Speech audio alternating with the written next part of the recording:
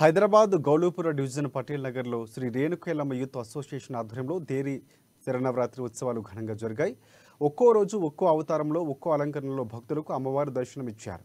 9వ రోజు ఉదయం హోమం కార్యక్రమాన్ని నిర్వహించారు. ప్రజలంతా ఆయురారోగ్యాలతో సుఖ సంతోషాలతో ఉండాలని భగవంతుని కోరుకున్నట్లు కమిటీ సభ్యులు తెలిపారు. ఇక ఈ కార్యక్రమంలో శ్రీ రేణుకయలమ్మ దేవస్థానం చైర్మన్ సాఖేల్ సర్వేష్, శ్రీకాంత్, నరేష్, దొడ్డి శ్రీనివాస్, కృష్ణ, నిఖిల్ తదితరులు పాల్గొన్నారు.